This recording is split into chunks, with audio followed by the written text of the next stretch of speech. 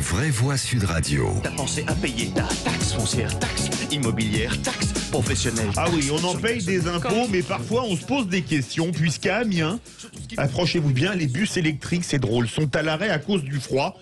Et oui, c'est pas une blague, les systèmes de freinage sont inutilisables à cause du gel.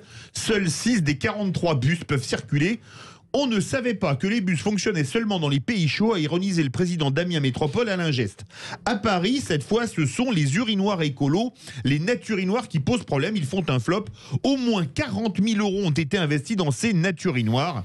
Gâchis d'argent public, les élus doivent-ils payer? Et pour le moment, vous êtes 87% à dire oui sur Twitter. Philippe Bilger, les bus qui ne freinent pas à cause du froid à Amiens l'hiver et les urinoirs qui ne fonctionnent pas à Paris l'été parce qu'ils fonctionnent à base, c'est drôle, hein, à base d'énergie solaire et que la végétation des arbres les empêche de charger en électricité, c'est à la limite du royaume du Père Ubu ou de Franz Kafka, non? Oui, alors c'est vrai que ça nous oblige à nous interroger, Philippe, sur la responsabilité, non pas d'infraction, mais de ces multitudes de négligences, d'approximations, d'absurdités qui parsèment la vie politique, la vie sociale. Il faudrait trouver le moyen, mais peut-être le moyen existe-t-il déjà dans notre arsenal de mettre en cause, voire de poursuivre ou de disqualifier en tout cas les auteurs de ces absurdités. Comme si, en réalité, au moment où ils mettent en œuvre ces mécanismes, ils n'étaient pas capables d'imaginer le pire qui a suivi et qui tient compte de ce que vous avez rappelé. Mais je n'ai pas de solution toute faite là-dessus si je veux, comme vous, les mettre en cause. C'est là Kamga, c'est quand même surréaliste, les bus qui freinent pas quand il fait froid. Mais oui, de base même, avant qu'on ne mette en place un projet, il y a toujours la question de savoir qu'est-ce qui peut nuire à ce projet-là. Est-ce que ce projet va aboutir et s'il n'aboutit pas, pourquoi? Il y a toujours ces questions-là qu'on se pose. Alors, comment est-ce que ceux qui ont mis, par exemple, les urinoirs, solaires, ils ne se sont pas dit que peut-être en été, ils ne fonctionneraient pas. Je veux dire, c'est quand même lunaire. Je me pose vraiment la question.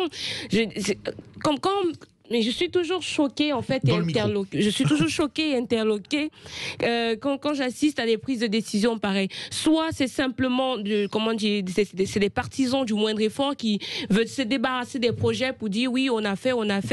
Mais l'essentiel c'est de faire bien, de faire les choses et de les faire bien et arrêter en fait cette gabegie financière qui au final ne nous sert pas parce que je suppose que dans très peu de temps ils vont nous présenter encore d'autres projets où il faudra remplacer les 10 urinoirs qui n'ont pas été fonctionnels et ils iront à la poubelle. Exactement, ils iront à la poubelle, ça ne servira à rien.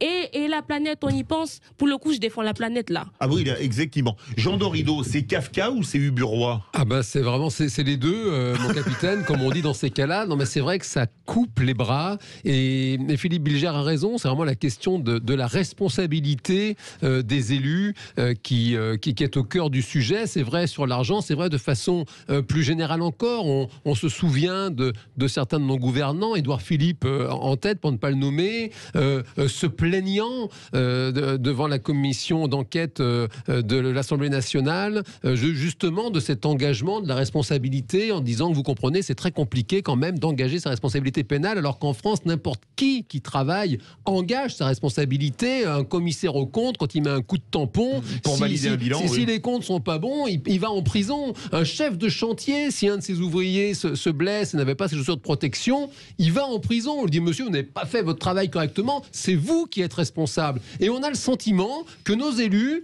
eh bien, ma foi, seraient les seuls dans ce pays à n'avoir aucune responsabilité. Les seuls comptes qu'ils doivent rendre, c'est devant les électeurs. Et comme de toute façon, on va sûrement en parler, plus personne ne vote, eh bien, ma foi, voilà, ce sont des gens qui repassent, qui dilapident notre argent, qu'on gagne quand même difficilement. C'est pas facile de gagner sa vie dans ce pays. Et et on paye, vous l'avez rappelé Philippe David, on paye énormément de taxes, d'impôts quand on regarde la dépense publique en France, quand on regarde pour un point de PIB, l'argent qu'on dépense, l'argent que les Français donnent à la collectivité pour que cet argent soit réinvesti. Et c'est vrai que quand c'est réinvesti n'importe comment, on voit, pardon, mais après je m'arrête, mais on voit qu'on n'a toujours pas créé de lits d'hôpitaux depuis le début de la crise sanitaire. On en a fermé des dizaines de milliers ces derniers temps, et en même temps on construit des urinoirs qui coûtent une fortune et qui ne marchent pas. C'est vrai que ça met en colère. Oui, Philippe Bilger. Jean, une petite rectification. Vous avez totalement raison pour l'argumentation, mais les gens que vous avez cités au début de votre propos, je vous assure, ne vont pas en prison. Hein. Mais le deuxième ils engagent point, leur responsabilité pénale. Oui, mais vous avez dit ils vont en prison. Je peux vous dire que non.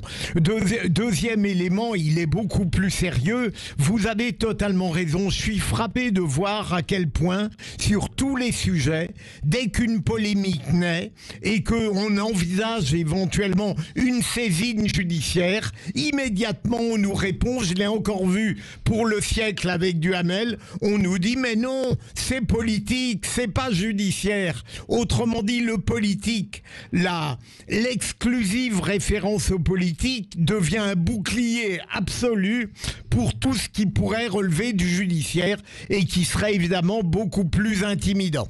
On a une question sur Twitch. Alors c'est une plateforme de streaming où on peut écouter Sud Radio, on est au top, qui nous dit, alors je pense que c'est un pseudo parce que c'est Alain Chabat, faut-il obliger les élus à consulter les citoyens avant les investissements locaux?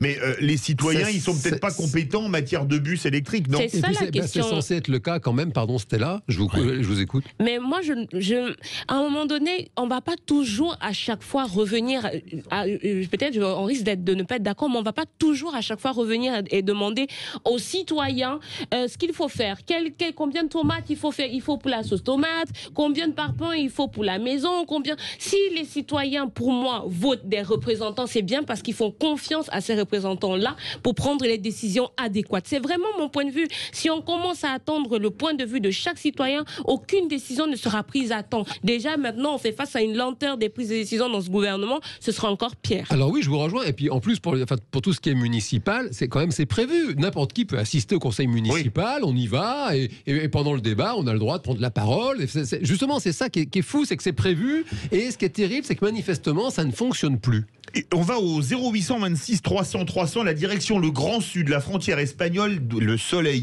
la neige, direction Font-Romeu. Bonsoir Bernard. Oui, bonsoir les vraies voix. Bonsoir Bernard. Bonsoir à tout le monde. Écoutez, déjà, c'est pas le pays du soleil, on n'est pas loin de la neige. Voilà. Ensuite, j'aimerais poser une question subsidiaire. Le petit bonjour aussi à mon ami Philippe Bilger. Bonjour. Je vous apprécie tous, mais j'ai déjà peu d'amitié par téléphone avec lui. Enfin, je veux dire, à ce qui me concerne. Voilà. Non, la petite question, c'est que j'ai reçu une douche écossaise de 0826 300 300. Je voulais savoir si c'est vraiment si cher que ça, ce 08. Voilà, non. 0826 300 300, c'est 5 centimes par appel. Donc, au moins, c'est simple.